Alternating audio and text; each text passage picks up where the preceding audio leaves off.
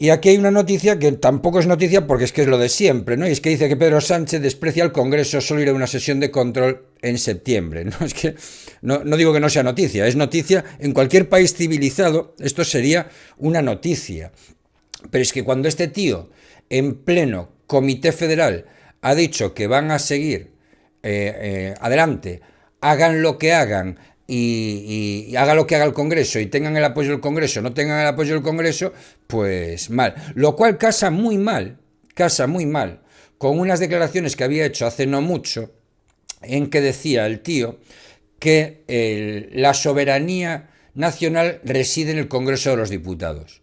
Lo cual es falso también. Pero es que este tío, primero que no tiene ni puñetera idea, ni de teoría del Estado, ni de derecho constitucional, ni de nada por el estilo, ¿no? Pero además no quiere aprender y además lo utiliza en su beneficio, ¿no? Que también lo hace lo mismo el superministro, el superministro al que dicen que me parezco, pero este sí es abogado del Estado y sí sabe de lo que habla, ¿no? Lo cual es todavía peor.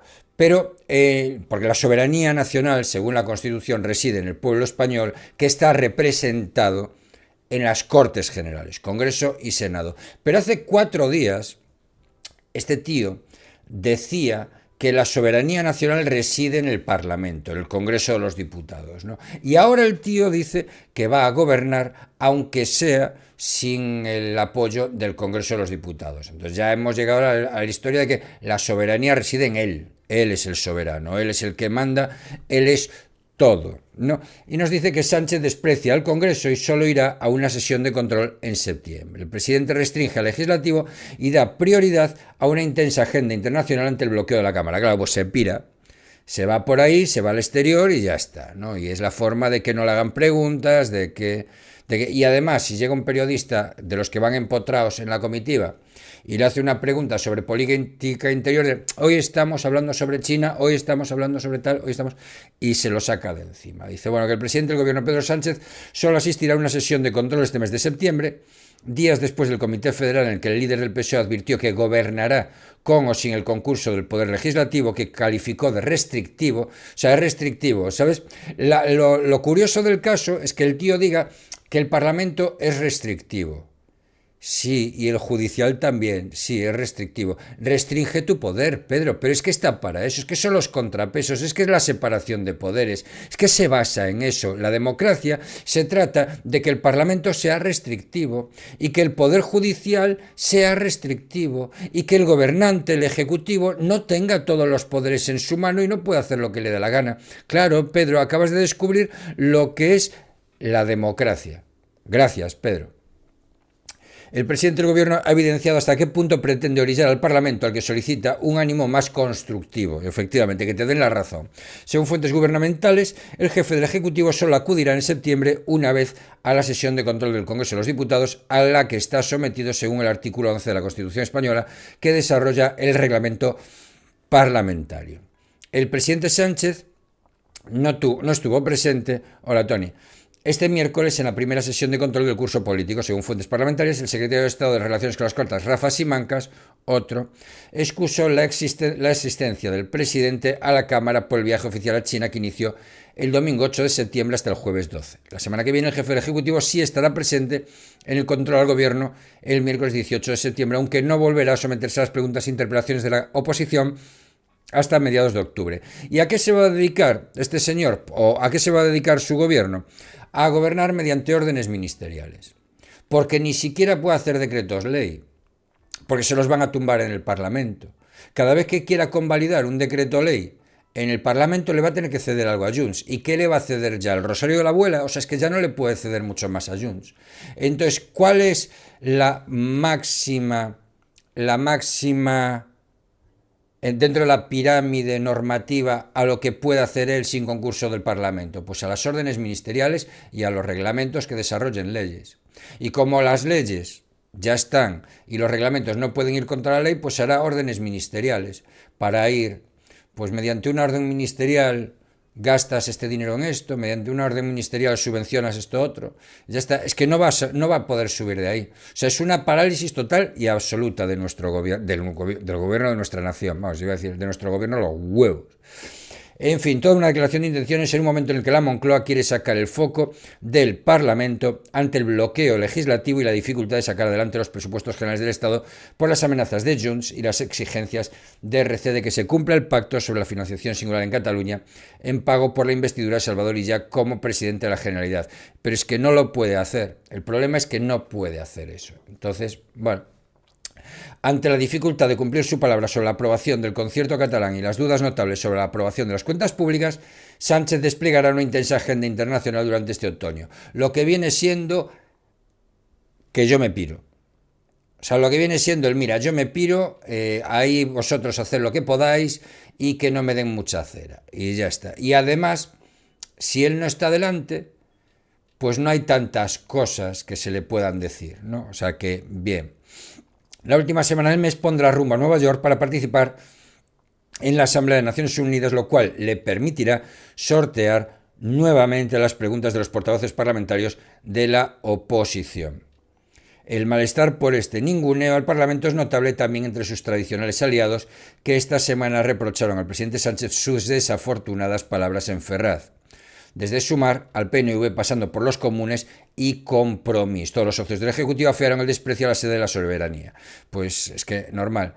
¿Y así va a estar 3 años? Sí, va a estar 3 años. El portavoz de Podemos, Pablo Fernández, que es el Pablo Abraira este, que tenía un kiosco de pipas y que ahora nos da clases de democracia, se apropió de un mantra del PP al denunciar los tics autócratas de Sánchez. No sé hasta qué punto forma parte de una situación de prepotencia o de cutrerío, denunció la portavoz de los valencianos, Águeda Micó. La portavoz de los comunes, Aina Vidal, recomendó al PSOE que recuerde que el gobierno nace gracias a una mayoría plurinacional y de investidura. Pues también tiene razón Califa, es decir, oye, mejor que no haga nada, ¿eh? Por mi parte, mejor que no haga nada y que esté 3 años viajando. Créeme, de verdad, es que la alternativa es peor. La alternativa es peor. Pero sin duda el toque de atención más severo vino de la mano del socio más estable de Pedro Sánchez desde que triunfó la moción de censura contra Mariano Rajoy. En junio de 2018, el PNV. El Endacari vasco y Manuel Prada les dijo el lunes en la cadena SER que el gobierno tiene que marcar la iniciativa política y tener capacidad de legislar en un parlamento, porque de lo contrario se puede acabar produciendo un problema de mantenimiento de la propia legislatura. Problema de mantenimiento no quiere decir que vayan a saltar los fusibles o que tengan una inundación en el Palacio de la Moncloa, que igual no puedes mantener la legislatura y hay que convocar elecciones. Es lo que viene a decir el PNV. El PNV quiso apuntar el mensaje o la advertencia convocando una rueda de prensa de su portavoz parlamentario en el Congreso, Aitor Esteban, poco dado a esas convocatorias. Una cosa es querer y otra es poder, alertó Esteban y añadió, claro que se puede hacer momentáneamente, unas semanas, unos meses, pero cuidado, no se puede olvidar de que tiene unos compromisos.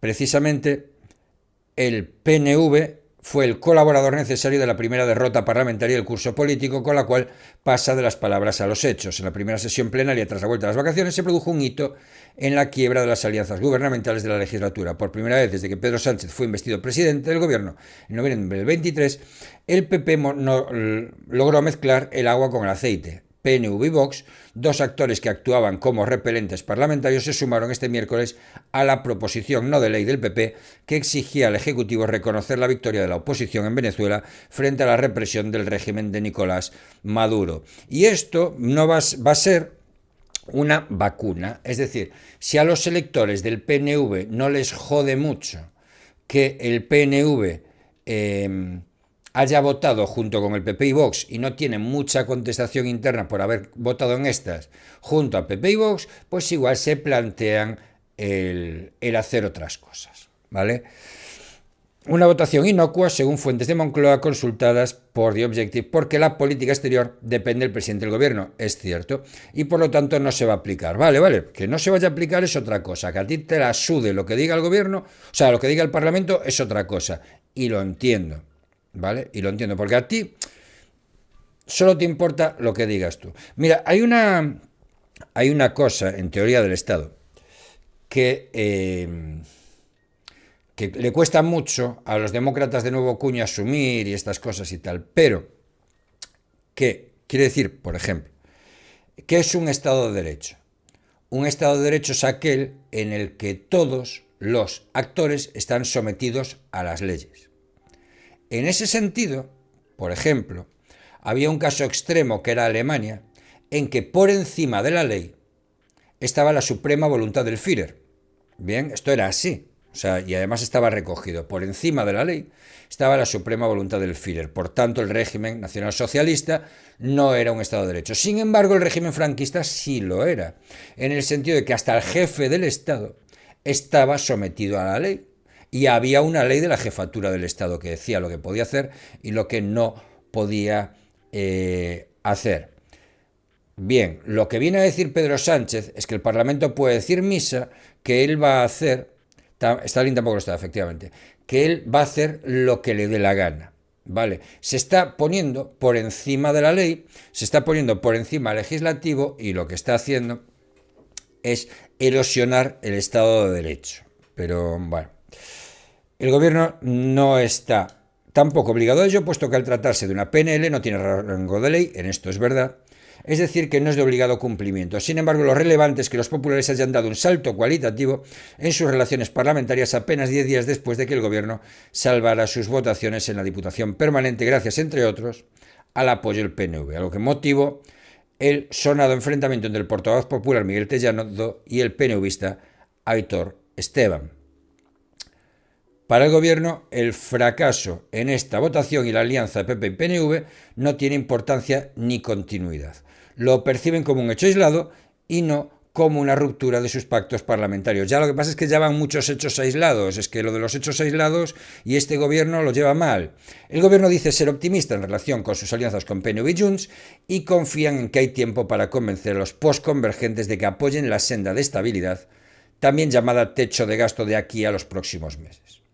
Un optimismo que este miércoles se topó con el jarro de agua fría de la portavoz de Junts, Míriam Nogueras, quien amenazó con votar nuevamente en contra de los presupuestos generales del Estado y el techo de gasto si no obtienen el poder y el control de la recaudación de los impuestos de Cataluña, es decir, el concierto catalán. Pues ya, por eso no va a presentar el techo de gasto. O sea, el techo de gasto lo presentará, pero no va a presentar los presupuestos porque no va a ser capaz de aprobarlo en el Senado. En la sesión de control del Congreso, Nogueras apremió a la vicepresidenta primera, María Jesús Montero, hacer cosas distintas si quiere resultados distintos. La también vicesecretaria general del PSOE intentó templar los ánimos alertando de que su rechazo a las cuentas públicas podría suponer un recorte de 4.800 millones de euros que este gobierno está intentando evitar. Claro, el PP no se habrá planteado secundar una manifestación masiva con Edmundo para pedir su reconocimiento y poder ir encima de las cuerdas, pues no lo sé, la verdad, no tengo ni idea. En fin, que Pedro Sánchez va a intentar seguir gobernando por el artículo 33, por sus señoras pelotas, que no es nada distinto de lo que lleve haciendo tiempo.